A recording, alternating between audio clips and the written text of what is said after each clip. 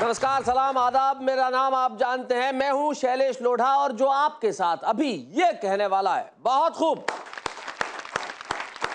भाई इन दिनों कमाल है साहब, क्या क्या डेज आए हुए हैं। Mother's day, friends day, rose day, ये डे वो डे। अभी पिछले दिनों गया फादर्स डे। अब इस फादर्स डे पे मुझे बड़ी चिंता होती है उस देश की जहां से निकला है, क्योंकि अमेरिका में 80% को तो ये कंफ्यूजन है कि किसे विश करें और 20% को ये डर है कि कोई हमें विश ना कर दे लेकिन भारतीय संस्कृति इससे अलग है। ये सम्मान की संस्कृति है, ये साहित्य की संस्कृति है, ये संस्कृति है बहुत खूब की। और भारतीय संस्कृति लड़ना सिखाती है, जीना सिखाती है, आगे बढ़ना सिखाती है। आज हमारे कवियों में जो हमारे एक साथी है वो इसका बहुत बड़ा प्रतीक है, जो विभिन्न प्रकार की कठिनाइयों के बावजूद भी जिंदगी में जीती हैं, लड़ती हैं, जिजीविका का एक अनूठा प्रतीक है और बहुत शानदार कविताएं लिखती है। लखनऊ से हमारे साथ है कंचन चौहान।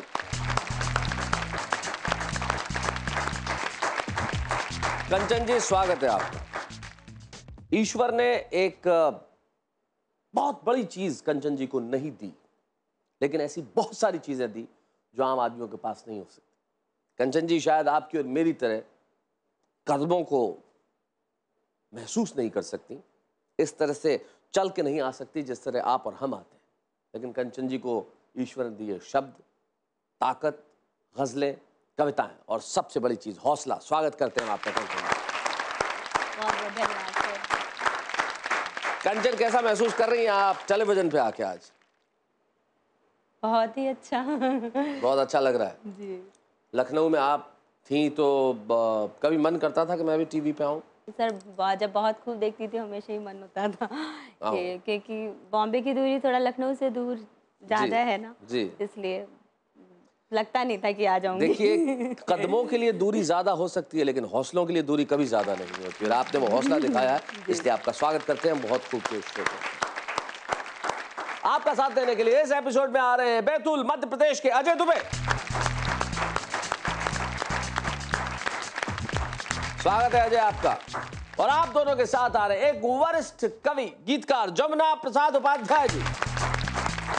नमस्कार उपाध्याय साहब, कहाँ रहते हैं आप उत्तर प्रदेश में? जी, मैं फैजाबाद में रहता हूँ। फैजाबाद में आप रहते हैं, तो आप तीनों के लिए एक बार हम कहते हैं बहुत खूब। बहुत खूब के आज के इस एपिसोड में आपका स्वागत है। हमारे साथ कंचन चौहान है जो जीवन जीने का एक अनुपम प्रतीक है, हमारे साथ जमुना प्रसाद उपाध्याय जी हैं जो अनुभव जिनके पास विशाल है, और अजय दुबे हैं। तो भाई कहाँ से शुरुआत की जाए, कहाँ से शुरुआत करें उपाध्याय जी, क्या कहते हैं आप?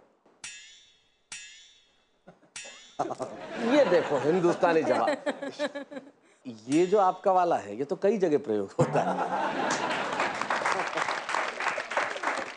आइए अजय दुबे।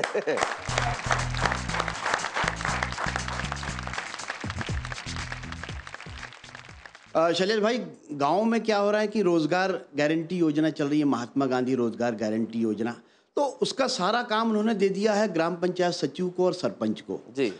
तो हमारे यहाँ तो क्या हुआ कि सरपंच और सचिव ने इंटरव्यू लिया कुछ लोगों को नौकरी पे लगाने के लिए, तो जब बच्चा जब अंदर गया जो कैंडिडेट था, उससे सरपंच ने सवाल किया कि तुमने क्या किया है? तो उसने कहा कि मैंने डबल एमए किया है। तो बोले अच्छा डबल एमए किया है, ये बताओ बीए क्यों नहीं किया?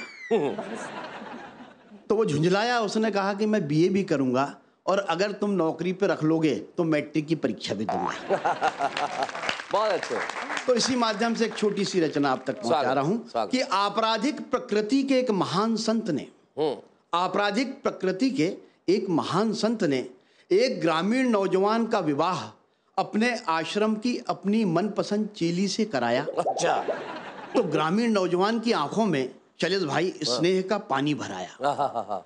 तो ग्रामीण नौजवान की आंखों में संत के प्रति स्नेह का पानी भराया, लेकिन हफ्ते भर बाद हमने देखा कि वो ग्रामीण नौजवान संत जी के चरण आंसुओं से धो रहा है, बेचारा हिचक हिचक के रो रहा है। अच्छा। बेचारा हिचक हिचक कर रो रहा है। हमने जब कारण टटोला तो ग्रामीण नौजवान रोता हुआ बोला, क्या बताऊं भाई साहब, जब से मेरा विवाह हुआ है ये संत उसी दिन से मुझे झुला रहा है। खुद चेली के साथ 24 घंटे रहता है और मुझे आश्रम से बाहर सुला रहा है।